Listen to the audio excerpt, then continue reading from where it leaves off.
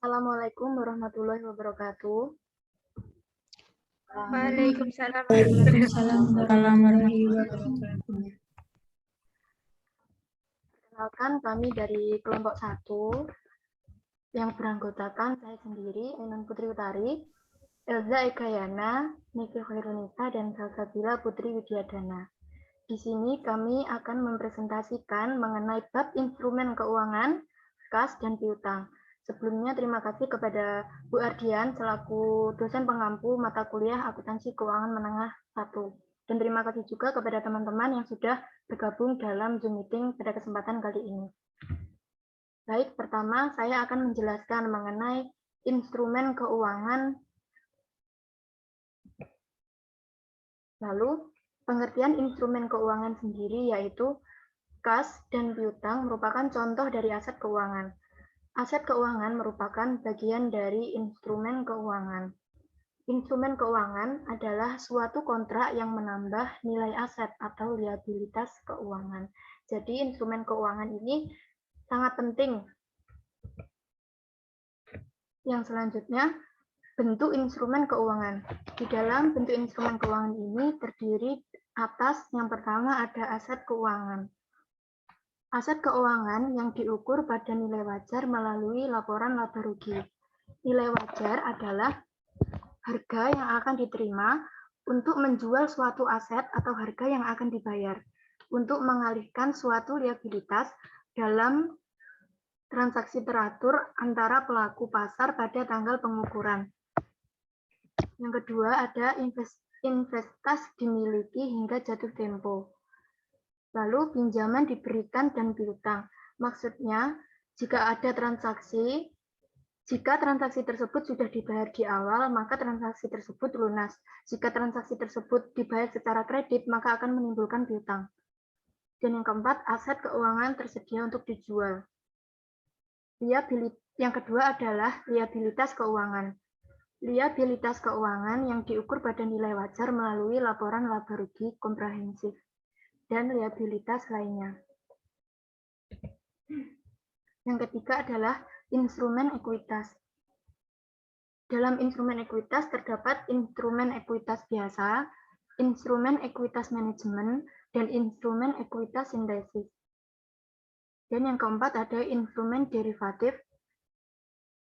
Di dalam instrumen derivatif terdapat instrumen derivatif biasa dan instrumen derivatif melekat. Bentuk-bentuk instrumen keuangan. Ada instrumen lindung nilai, terdiri dari instrumen lindung nilai atas nilai wajar dan instrumen lindung nilai atas arus kas, dan instrumen lindung nilai atas investasi neto pada operasi luar negeri.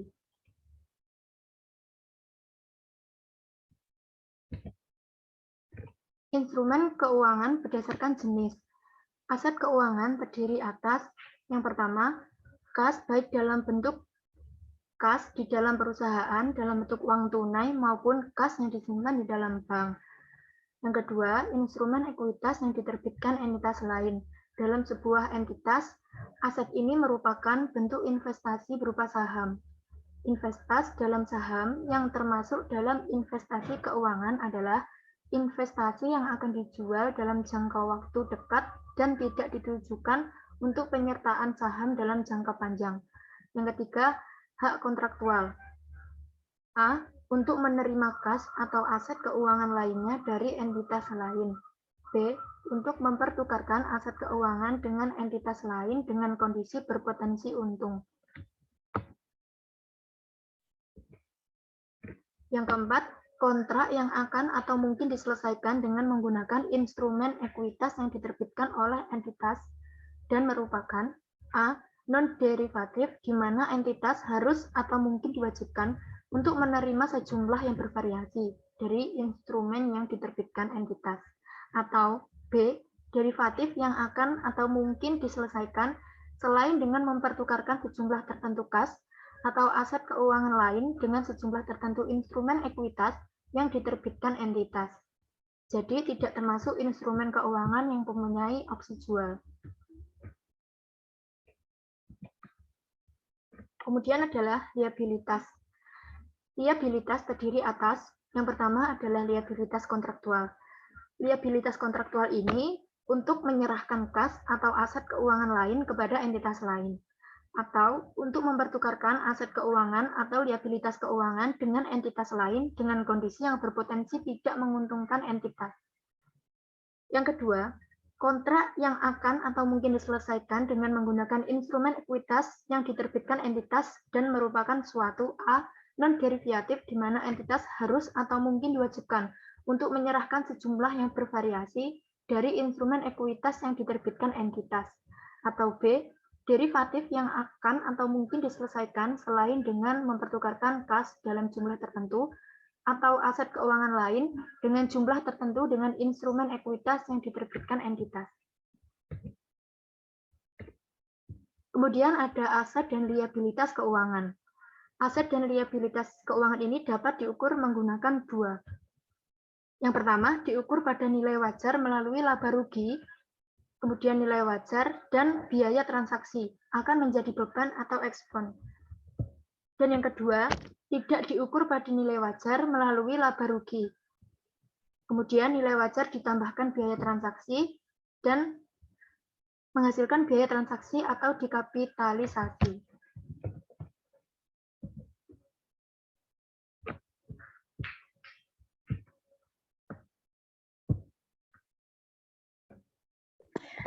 Yang selanjutnya adalah aset keuangan.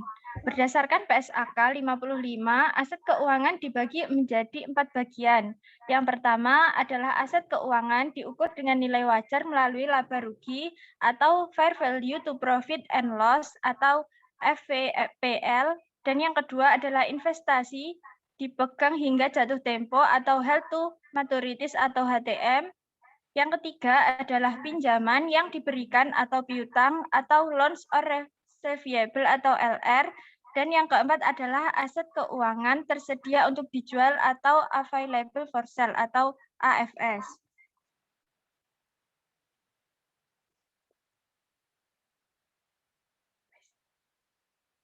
Yang pertama adalah aset keuangan diukur dengan nilai wajar melalui laba rugi. Aset keuangan ini diukur dengan nilai wajar melalui laba rugi adalah aset keuangan yang dimaksudkan untuk dijual atau dibeli kembali dalam waktu dekat. Aset keuangan ini yang dimaksud untuk diperdagangkan. Sesuai dengan ketentuan standar lama menyebut kelompok ini adalah surat-surat berharga seperti saham. Namun saham ini dikeluarkan oleh perusahaan lain. Untuk entitas yang kegiatan operasionalnya yaitu melakukan jual beli sekuritas, aset keuangan ini merupakan aset komponen utama bagi perusahaan. Namun bagi entitas lainnya, aset keuangan ini merupakan bentuk investasi sementara untuk memanfaatkan kelebihan likuiditas perusahaan.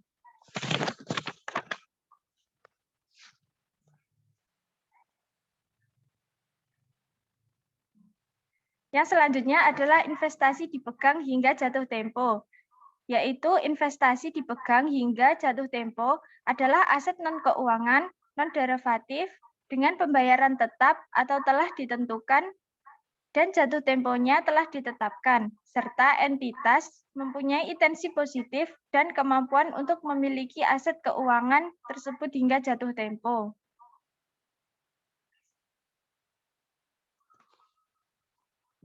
Yang selanjutnya adalah pinjaman yang diberikan atau piutang. Pinjaman yang diberikan atau piutang adalah aset keuangan non-derivatif dengan pembayaran yang telah ditentukan dan tidak mempunyai kuotasi pasar aktif, kecuali yang termasuk dalam kategori aset keuangan lainnya.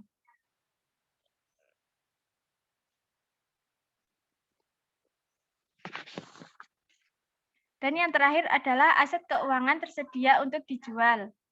Aset keuangan tersedia untuk dijual adalah aset keuangan non-derivatif yang ditetapkan tersedia untuk dijual atau tidak diklasifikasikan sebagai FPL, HTM, dan LR. Jika tidak termasuk dalam ketiga kategori tersebut, maka akan diklasifikasikan sebagai AVS. AVS ini biasanya untuk kepentingan trading, yaitu saham yang dikeluarkan oleh perusahaan.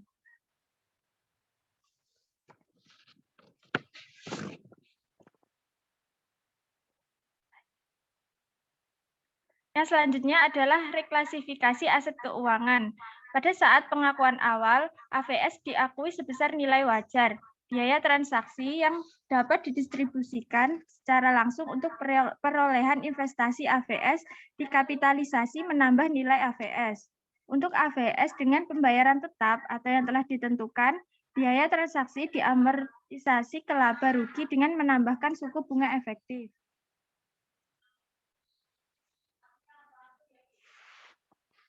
Yang selanjutnya adalah penurunan nilai. Aset keuangan yang diukur dengan harga perolehan, diamortisasi, serta aset keuangan tersedia untuk dijual dapat mengalami penurunan. Hal ini dapat terjadi apabila nilai tercatat atau biaya diamortisasi lebih tinggi daripada nilai yang dapat diperoleh kembali. Penurunan nilai ini biasanya terjadi disertai dengan peristiwa seperti perusahaan yang meminjam itu biasanya pailit, atau perusahaan yang meminjamkan dana itu memberikan kelonggaran karena si pihak peminjam ini terjadi kesulitan keuangan. Biasanya pemberian kelonggaran ini tuh dalam bentuk perlonggaran jangka waktu ataupun pengurangan jumlah bunga.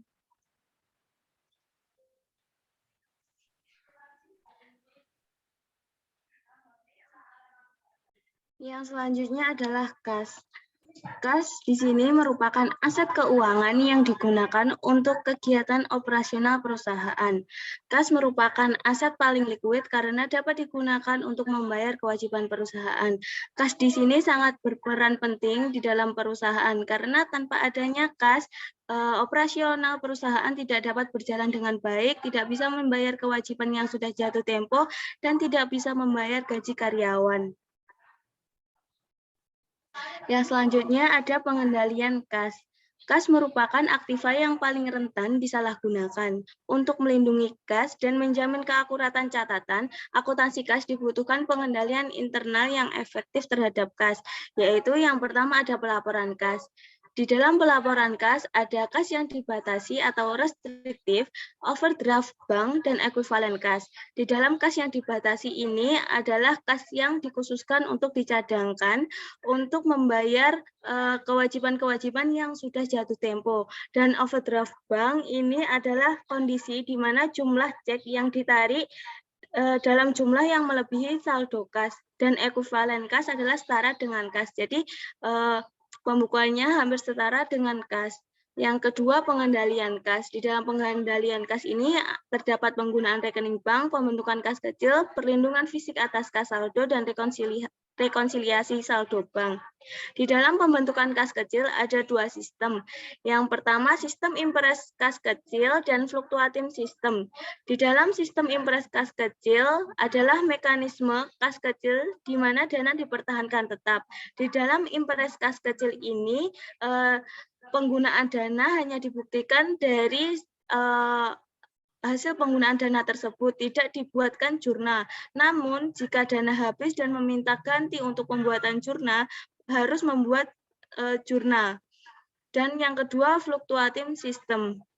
Di dalam fluktuating system tersebut, sistem ini dana kas kecil tidak ditetapkan sejumlah tertentu sehingga saldonya bervariasi dari waktu ke waktu. Tetapi misal bulan ini pemasukan kas 5 juta, bulan selanjutnya juga 5 juta dan seterusnya, tetapi tidak melihat saldo akhirnya. Nah, di sini ada kasus rekonsiliasi. Di kasus rekonsiliasi ini, saldo bank dalam laporan keuangan adalah saldo kas berdasarkan hasil rekonsiliasi. Karena pencatatan oleh bank maupun pencatatan oleh kas terkadang tidak menunjukkan saldo kas entitas yang sebenarnya. Secara umum, penyebab perbedaan saldo dalam rekening bank dengan saldo kas menurut pencatatan entitas adalah yang pertama, penerimaan yang dilakukan oleh bank namun belum diketahui oleh entitas. Jadi, penerimaan tersebut hanya diketahui oleh bank, tidak diketahui oleh entitas. Yang kedua, penerimaan yang dilakukan oleh entitas namun belum disetorkan oleh entitas. Ini bukti-buktinya belum disetorkan oleh entitas. Dan yang ketiga, pengeluaran yang dilakukan oleh bank namun belum diketahui entitas. Jadi yang mengetahui pengeluaran hanya pihak bank. Yang keempat, pengeluaran yang dilakukan oleh entitas namun belum diambil oleh pemegang cek. Jadi cek tersebut belum diambil kepada pihak entitas. Yang kelima, kesalahan mencatat dapat terjadi, baik oleh bank maupun entitas. Jadi di sini perlunya ketelitian untuk mencatat agar tidak terjadi kesalahan pencatatan. Nah, di sini ada contoh rekonsiliasi bank. Di sini pelaporan dari bank dan saldo kas itu sama. Jadi saldo bank yang benar dan saldo kas yang benar itu sama-sama Rp620.400. Yang selanjutnya penyajian. Kas dalam laporan posisi keuangan disajikan dalam kelompok aset lancar di urutan paling atas. Namun, penyajian laporan keuangan menurut IFRS 1 Presentation of Financial Statement justru meletakkan aset lancar pada bagian bawah, sehingga kas diletakkan pada bagian paling bawah dalam laporan posisi keuangan. Kas juga dapat disajikan dalam laporan keuangan. Sebagai berikut, yang pertama, kas dan setara kas. Ini dicatat dalam BEI. Terus yang kedua, kas, giro pada Bank Indonesia, giro pada bank lain. Ini dicatat di dalam Bank Indonesia. Dan yang ketiga, kas di bank dan setara kas. Yang selanjutnya ada pengungkapan. Pengungkapan kas dalam laporan keuangan meliputi pengungkapan kebijakan akuntansi dan informasi rincian kas yang dimiliki perusahaan. Kebijakan akuntansi kas menjelaskan secara umum komponen kas dan bagaimana perusahaan mengklasifikasikan kas. Kebijakan akuntansi juga menjelaskan bagaimana perusahaan menyajikan overdraft bank atau cerukan. Jadi di dalam pengungkapan ini bagaimana kebijakan perusahaan dalam pencatatan komponen-komponen kas.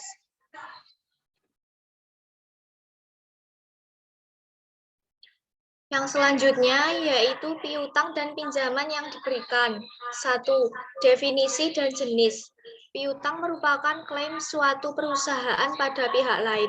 Hampir semua entitas memiliki piutang kepada pihak lain yang terkait dengan transaksi penjualan atau pendapatan maupun merupakan piutang yang berasal dari transaksi lainnya. Kategori piutang dipengaruhi jenis usaha entitas. Untuk perusahaan dagang dan manufaktur, jenis piutang yang muncul adalah piutang dagang dan piutang lainnya. Entitas menyebutkan piutang terkait dengan pendapatan sebagai piutang usaha. Untuk entitas perbankan, piutang adalah kredit yang disalurkan kepada pihak lain.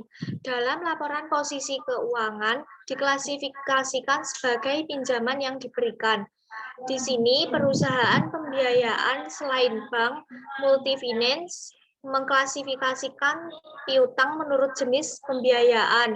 Misalnya, piutang pembiayaan konsumen, piutang pembiayaan sewa, dan piutang pembiayaan kartu kredit.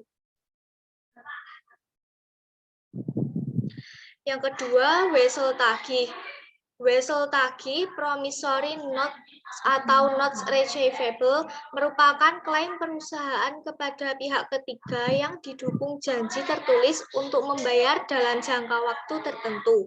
Wesel merupakan janji tertulis yang tidak bersyarat, dibuat oleh pihak yang satu untuk pihak yang lain, ditandatangani oleh pihak pembuatnya untuk membayar sejumlah uang atas permintaan atau pada suatu tanggal yang ditetapkan pada masa yang akan datang kepada pihak yang memerintahkan atau membawanya. Wesel tagih biasanya memiliki bunga, walaupun ada beberapa wesel tagih yang tidak berbunga. Penerbit wesel tagih disebut dengan wesel bayar atau notes payable. Penerima wesel disebut wesel tagih atau notes receivable. Yang ketiga yaitu pengakuan awal. Piutang ini pada Diakui pada laporan posisi keuangan jika entitas tersebut menjadi bagian dalam kontrak piutang tersebut. Dalam transaksi penjualan atau pendapatan, pengakuan piutang dikaitkan dengan pendapatan. Saat perusahaan telah mengakui pendapatannya, maka perusahaan akan mengakui piutangnya. Dalam transaksi piutang yang dikaitkan dengan pemberian pinjaman, piutang diakui sesuai ketentuan dalam kontrak pinjaman. Sesuai dengan PSAK 55, piutang diakui oleh entitas sebesar nilai wajar. Nilai wajar merupakan harga perolehan atau nilai pertukaran antara kedua belah pihak pada tanggal transaksi. Biaya transaksi. Biaya transaksi adalah biaya yang dikeluarkan untuk memperoleh piutang. Untuk piutang dagang, maka biaya transaksi untuk perolehan piutang tidak ada, karena transaksi terkait dengan penjualan atau pendapatan yang diperoleh perusahaan. Namun untuk piutang dalam bentuk kredit yang disalurkan perbankan atau lembaga keuangan, akan muncul biaya transaksi untuk perolehan piutang ini. Nilai biaya transaksi ini dicatat menambah peroleh piutang dan mempengaruhi tingkat suku bunga efektif yang akan dikenakan. Diskon penjualan. Potongan harga seringkali diberikan kepada pelanggan tertentu karena telah lama menjadi pelanggan atau pelanggan tersebut menjual harga barangnya kepada pihak lain dengan grosir. Potongan kualitas diberikan dengan memberikan bonus barang pada saat pelanggan membeli dalam jumlah tertentu. Misalnya pelanggan membeli 10 buah mendapatkan produk sejumlah 11 buah. Potongan penjualan dalam bentuk harga pencatatan pendapatan namun tidak mempengaruhi pencatatan piutang. Piutang akan dicatat sebesar nilai setelah dikurangi diskon penjualan. 4. Pengukuran setelah perolehan. Piutang termasuk kategori aset keuangan pinjaman yang diberikan dan piutang. Menurut PSAK 55 revisi 2013, laba rugi diukur berdasarkan biaya perolehan yang diamortisasi dengan menggunakan suku bunga efektif. Setiap pelaporan tanggal entitas mengevaluasi apakah terdapat bukti objektif bahwa piutang mengalami penurunan nilai. Jika terjadi penurunan nilai, maka entitas harus melakukan penurunan nilai sesuai dengan ketentuan penurunan nilai untuk aset keuangan yang diukur pada biaya perolehan diamortisasi. Untuk bentuk pinjaman yang diberikan, pengukuran setelah tanggal perolehan membutuhkan perhitungan amortisasi diskon dan premium setiap tanggal pelaporan. 5. Penurunan nilai. Konsep umum penurunan nilai. Piutang pada setiap tanggal pelaporan harus dievaluasi apakah terdapat bukti objektif mengalami penurunan nilai. Jika terdapat bukti objektif, maka akan diakui kerugian penilaian tersebut. Beberapa contoh peristiwa yang menyebabkan penurunan nilai adalah sebagai berikut. A. Piutang tidak dilunasi pada saat jatuh tempo. B. Bunga dan pokok tertunggak dalam beberapa kali termin pembayaran. C. Pihak memberi pinjaman kelonggaran akibat kesulitan keuangan yang dialami pihak peminjam. D. Peminjam dinyatakan pailit oleh pengadilan. E. Memburuknya kondisi ekonomi yang menyebabkan kemampuan membayar pihak peminjam akan menurun.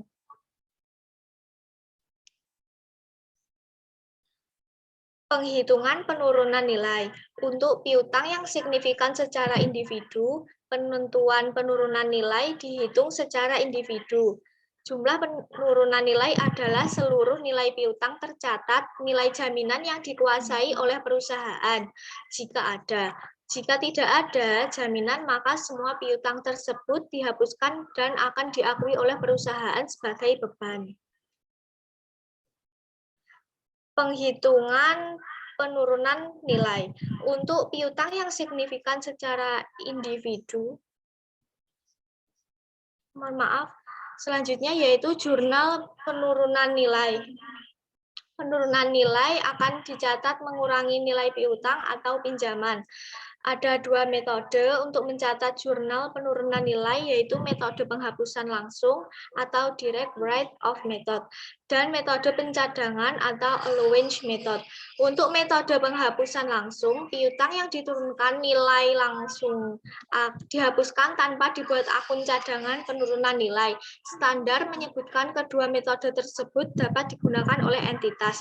Metode penghapusan langsung memiliki pengendalian yang kurang baik.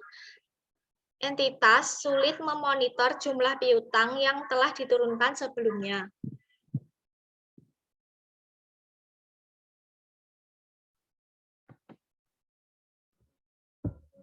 Berikutnya adalah penghentian pengakuan. Di dalam penghentian pengakuan akan menyebabkan nilai piutang dan pinjaman tidak lagi dicatat dalam laporan keuangan. Secara sederhana, penghentian pengakuan akan terjadi ketika kontrak tersebut berakhir dan dipenuhi. Untuk piutang atau pinjaman penghentian pengakuan, baik seluruhnya atau sebagian, terjadi pada saat piutang tersebut dilunasi. Kontrak piutang terkait dengan memberikan kas di masa mendatang ketika kas tersebut telah dipenuhi seluruhnya, maka klaim terhadap pihak lain menjadi tidak ada lagi.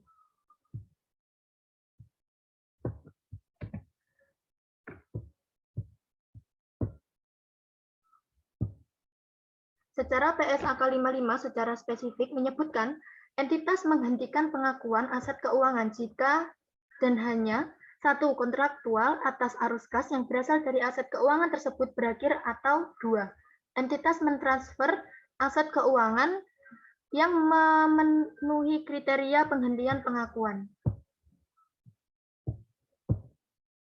Di dalam transfer aset keuangan, penghentian pengakuan akan dilakukan jika telah terjadi transfer manfaat dan resiko kepada pihak lain. Jika transfer resiko dan manfaat sulit untuk diidentifikasi, maka transfer terjadi jika pengendalian atas aset keuangan tersebut telah dipindah kepada pihak lain dan dengan alasan sebagai berikut. 1. Perusahaan ingin memperoleh kas lebih cepat dari jangka waktu pelunasan. 2. Perusahaan tidak mau mengurusi penagihan piutang sehingga memihak pihak lain yang meminta mengelolanya piutang tersebut. Perusahaan tersebut tetap ingin melakukan penjualan secara kredit untuk meningkatkan penjualannya, namun tidak mau mengelola piutangnya. Yang ketiga, penagihan piutang sulit dilakukan sehingga perlu melakukan usaha khusus untuk melakukannya. Biasanya hal ini sering dilakukan oleh beberapa perusahaan pengelola piutang yang bermasalah, atau sering disebut debt collector. Anjak piutang. Anjak piutang adalah piutang yang ditransfer kepada pihak lain untuk tujuan mendapatkan lebih cepat. Perusahaan yang melakukan anjak piutang ini biasanya adalah bank atau lembaga keuangan, bukan bank. Anjak piutang dapat dipisahkan menjadi dua, yaitu disclosed dan undisclosed factoring. Berdasarkan tanggung jawab setelah piutang tersebut ditransfer, transfer piutang dibedakan menjadi dua, yaitu transfer piutang dengan jaminan with resource dan transfer piutang tanpa jaminan without resource. Jika perusahaan menjamin piutang tersebut ketika pelanggan tidak membayar piutang, maka transfer piutang tersebut adalah with resource. Pada transfer without resource, perusahaan tidak menjamin jika piutang tersebut tidak dibayar oleh pelanggan. Perusahaan anak piutang akan menanggung risiko tidak tertagihnya piutang jika transfer without resource.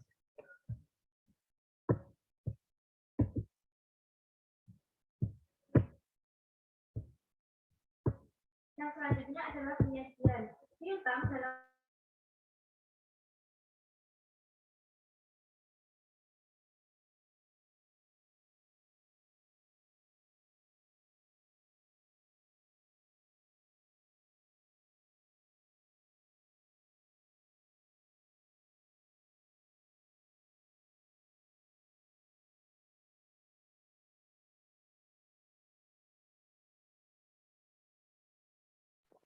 Yang selanjutnya adalah penyajian. Piutang dalam laporan keuangan disajikan dalam kelompok aset lancar. Perusahaan menyajikan piutang dalam beberapa kategori seperti piutang dagang, piutang usaha, dan piutang lainnya. Namun juga ada beberapa perusahaan yang menyajikan piutang dalam yang lebih detail, yaitu piutang tagihan bruto pemberi kerja, piutang usaha, piutang retensi, dan piutang lain. Yang selanjutnya adalah pengungkapan. Pengungkapan piutang dalam laporan keuangan juga cukup lengkap. Pengungkapan tersebut terbagi dalam 3 bagian, yaitu pengungkapan kebijakan akuntansi, pengungkapan rincian piutang yang menjelaskan angka dalam laporan keuangan pokok, serta penjelasan lain yang material dan signifikan. Yang terakhir adalah analisis piutang. Di dalam analisis piutang, entitas melakukan analisis piutang yang dimiliki perusahaan dengan menekankan pada risiko tidak tertagihnya piutang. Dalam analisis akuntansi, seorang analisis dapat melakukan penyesuaian sebelum melakukan perhitungan rasio-rasio keuangan terkait piutang, entitas dengan perputaran piutang.